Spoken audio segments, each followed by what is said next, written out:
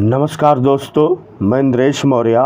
Super study zone में आप सभी लोगों का स्वागत अभिनंदन है। आज हम लोग किशन कैबिनेट या आंतरिक मंत्रिमंडल के बारे में चर्चा करेंगे। तो सबसे पहला क्वेश्चन आपसे ये पूछा जाता है कि किशन कैबिनेट क्या होती है। तो किशन कैबिनेट एक लघु निकाय होता है जिसे आंतरिक मंत्रिमंडल भी कहा जाता है और इसमें जो है सदस्यों की संख्या जो है 15 से लेकर के 20 तक होती है। अब अगर आपके एग्ज़ाम में पूछा जाए किशन कैबिनेट क्या है तो आप बताएंगे किशन कैबिनेट एक लघु निकाय होती है। इसमें सदस्यों की संख्या 15 से 20 तक शामिल हो सकती है। फिर इसके बाद हम लोग देखते हैं कि प्रधानमंत्री के पास एक किशन कैबिनेट रहता है और यह औपचारिक रूप से निर्णय लेने वाली उच्चतम संस्था के साथ साथ यहाँ पर आपको ध्यान देना होगा कि उच्चतम संस्था के साथ साथ सत्ता का मुख्य केंद्र बिंदु भी है। यहाँ पर अगर आपसे पूछा जाए तो आप यहाँ पर बताएंगे कि जो किशन कैबिनेट है वह निर्णय लेने वाली उच्चतम संस्था के साथ साथ जो है यह सत्ता का मुख्य केंद्र बिंदु भी होता है किशन कैबिनेट। फिर किशन कैबिनेट में कोई ज़रूरी नहीं है कि कैबिनेट के ही मंत्री शामिल हों, बल्कि इसमें पारिवारिक सदस्य और मित्र भी शामिल हो सकते हैं। फिर किशन कैबिनेट एक छोटा निकाय होता है, इसलिए निर्णय लेने में आसानी होती है और गोपनीयता को बनाए रखना भी आसान होता है।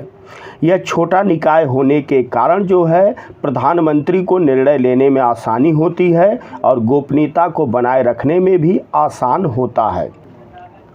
फिर हम लोग देखते हैं कि प्रधानमंत्री को किन कारणों से किशन कैबिनेट का सहारा लेना पड़ता है। तो सबसे पहला ये है कि यह एक छोटा निकाय है, परंतु निर्णय लेने के मामले में कैबिनेट के विशाल आकार से अधिक प्रभावशाली होता है। फिर किशन कैबिनेट की बैठकें निरंतर होती रहती हैं और यह सरकार के कार्यों को बड़ी कैबिनेट की अपेक्षा अधिक तत्परता से समस्या का समाधान प्रस्तुत करती हैं। फिर इसके बाद हम लोग देखते हैं किशन कैबिनेट को कि यह प्रधानमंत्री को विभिन्न मुद्दों पर निर्णय लेने में गोपनीयता को बनाए रखने में सहायता प्रदान करती है तथा प्रधानमंत्री को परामर्श देने का भी कार्य करती है किशन कैबिनेट। अब यहाँ पर मेन आपसे क्वेश्चन ये पूछा जाएगा कि किशन कैबिनेट क्या कोई संवैधानिक संस्था है या कोई संवैधानिक आधार है या नहीं।